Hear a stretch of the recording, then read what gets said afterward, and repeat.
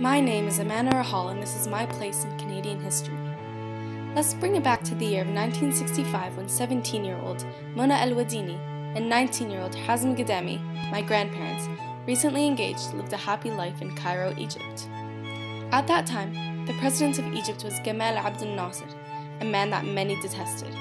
This dictator brought Egypt down a path that was doomed to corruption.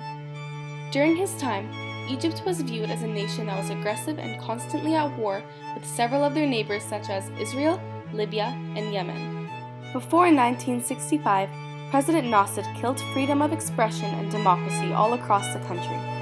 Abdel Nasser expropriated lands without any compensation and jailed a lot of people because they had different views than the government. People randomly disappeared from the streets and nobody knew their whereabouts, which the government refused to investigate because they were the criminals themselves. In 1954, Abdel Nasser expropriated and nationalized the Suez Canal without any money or compensation to the rightful owners and shareholders. His action of expropriation was the cause of the 1956 war between England, France, Israel, and Egypt. But one day, my grandfather Hazm Gadami had a vision that the economy will drastically slide even more. Regardless of the great times and patrioticness of the country, like when my grandfather attended the rally with his family of when Egypt seized control of the Suez Canal in 1956, they could not live like this anymore. Him and his wife, Mona El-Wadini, decided to take action. Not by putting an end to this dictatorship, but by being proactive and permanently taking up residency elsewhere. The young couple applied for immigration in the United States of America, Australia, and Canada. Because of the fact that both were highly educated at such a young age and bilingual, all three countries accepted their application for immigration. My grandparents made the decision to immigrate to Canada as opposed to the other two countries, as Canada is more appealing in several ways. While deciding, they considered the fact that Canada were the founders of peacekeeping and were well known for that, and the fact that they did not participate in aggression.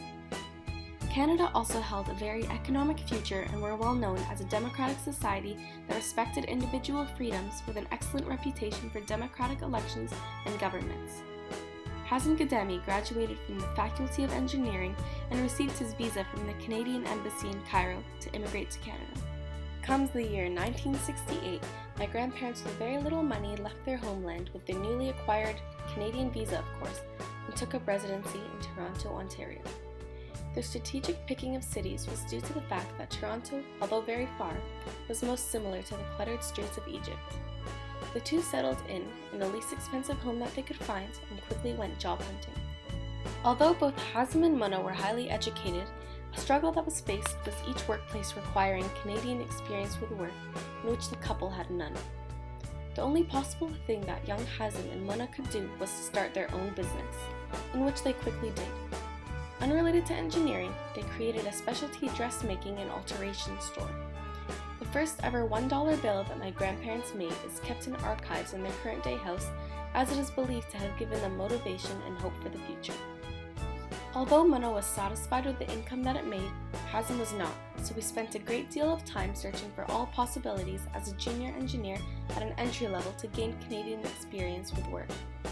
Since both of my grandparents' parents, so my great-grandparents, remained in Egypt, frequent calls had to be made, which was another struggle that was faced. Communication to their home country over the telephone was censored by Egypt. In order to make a telephone call to Egypt from Canada, they had to request the Canadian operator to make a connection to Egypt, in which the Canadian authority only accepted communication by appointment 2 to 3 days later. This was a struggle that could not have been overcome, and that was just a nuisance that they had to deal with. Although Hazm and Mona adapted fairly well in Canada as Egyptian immigrants without any political or racist issues, they still felt a disconnection between themselves and Canada. They attempted at getting involved in as much as they can and started by attending the congratulating rally held in Ottawa for the victory of Prime Minister Pierre Elliott Trudeau after John Diefenbaker's time was up. They did not only attend this rally to celebrate the new Prime Minister, but to fill their hearts with joy that they are finally living in a democratic society. But in order to maintain a connection with their home country, my grandparents formed and were a part of an organization called the Nile Association, in which many Egyptians frequently gathered together for social events such as sporting, dances, and holiday festivities. The Nile Association still exists until this day and is run by the next generation. Years of accomplished living pass, and my grandparents have 2 kids, Tariq and my mother Amira. The 4 of them grew up in a home in Hamilton for over 20 years. My grandparents continued to support and be active members of Canada by participating in elections and campaigning. My grandfather was the head of the election campaign for one of the well-known at the time school trustees in Toronto, May Ways. Other accomplishments of my grandfathers in Canada include the preparation of planning laws in major Canadian cities and having his name published as the author of the noise pollution planning laws in the nation's capital, the city of Ottawa. In the meantime, my mother Amira went to school to become an engineer and soon after was employed at my grandfather's new engineering firm that is currently one of the most established and well-known acoustic engineering firms in Ontario. My mother Amira met my father through close friends of hers who also knew him, and they instantly clicked.